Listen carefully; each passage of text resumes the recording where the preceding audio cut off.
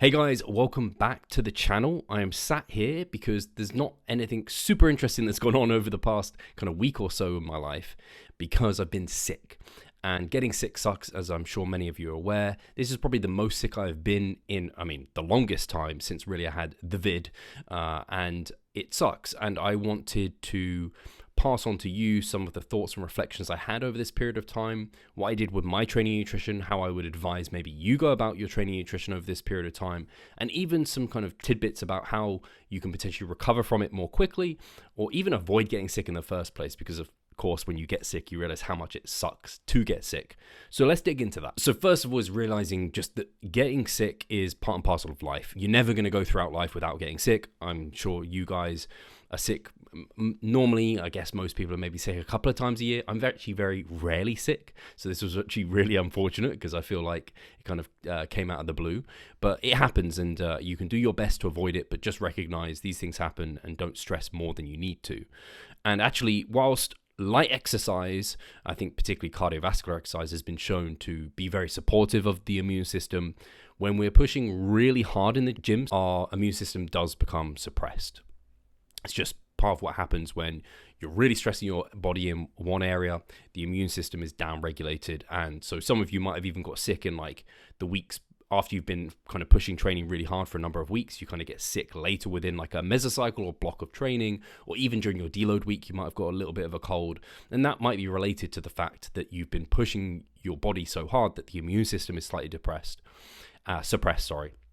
Not depressed, your immune system isn't crying. But also being in a calorie deficit can suppress your immune system too.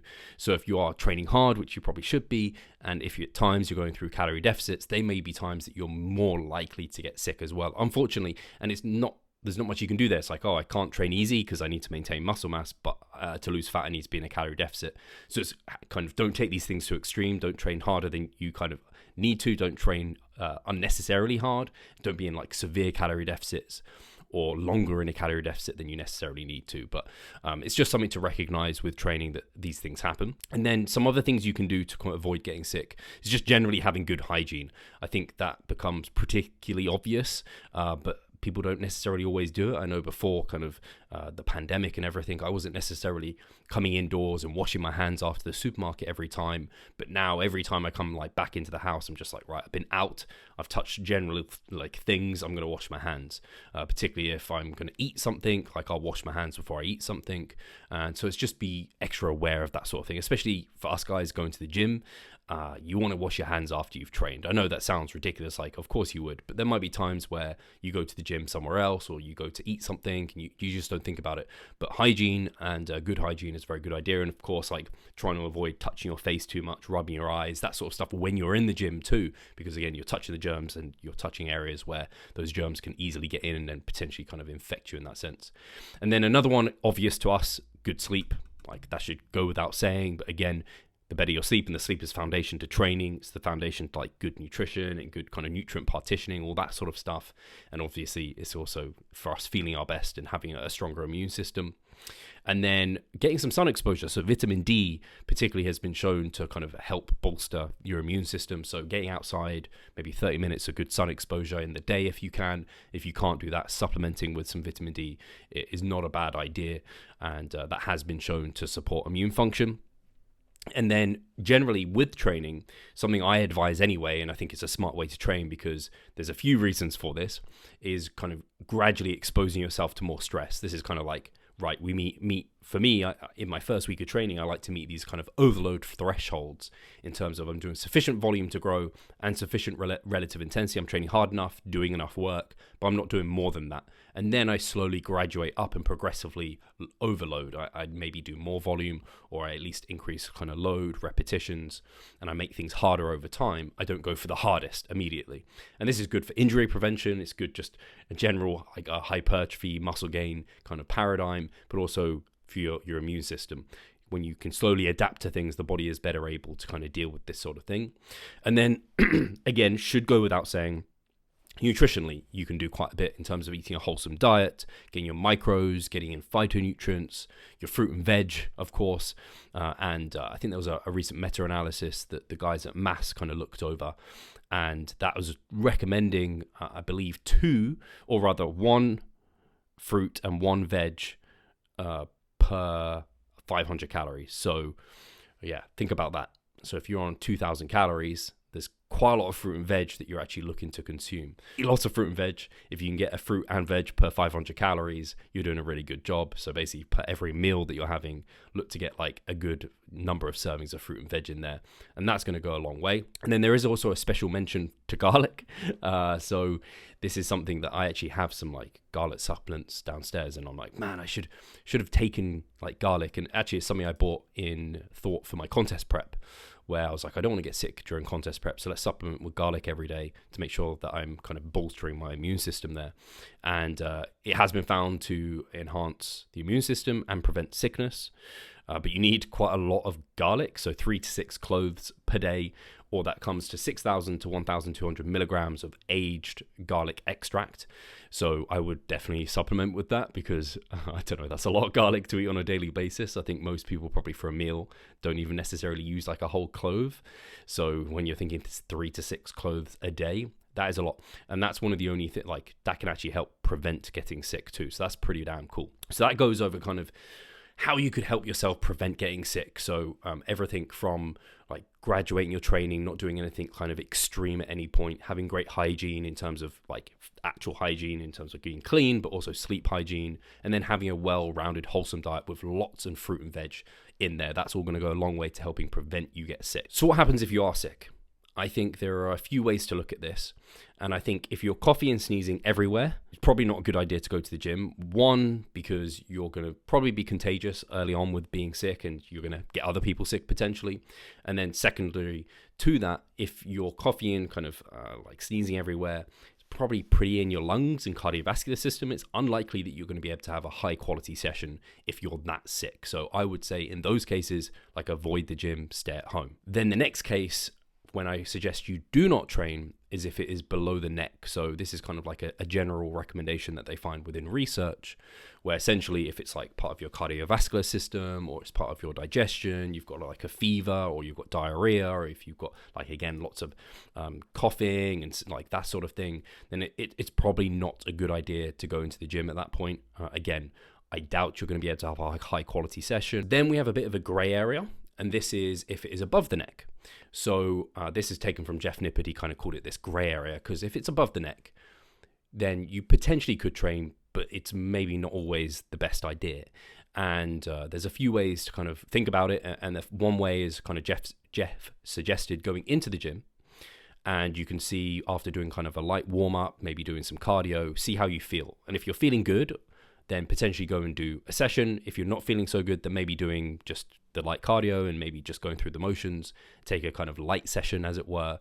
That could still help your immune system. As I said, like low level exercise can help boost your immune system. And if you're feeling good enough to do that, it's probably not a bad thing to do, but you probably don't want to force it, in that situation. Or you could just play it safe and take another day away from the gym. It's not like you're going to lose anything over that period of time. And I think generally what's going to dictate your decision here is where you are within your training. If you are like me, I was in the week before I was due to deload. I'd accumulated 4 weeks of hard training. I was in my 5th week, and it was pushing it to the limit. My volume was at its peak. My intensity was at its peak, and I was not at my physical peak. And so doing those sessions were just going to kind of beat me up. And in fact, I did train once after I was feeling a bit pretty run down. I went in there anyway and was an asshole, and I made myself worse, probably. So if you're earlier, however, you've just come off a recovery phase, a deload, a back off period, and you're not doing high volumes, intensity is a bit on the lower side, you might be able to go in there and have a high quality session. You can kind of judge it via that a little bit as well. That might dictate where you go with your training in terms of if you're in this gray area. So when you are sick, what can you do to expedite kind of recovery there? So we've kind of gone over training, and we've gone over what obviously you need to do to help prevent getting sick. All those things are going to help you whilst you are sick.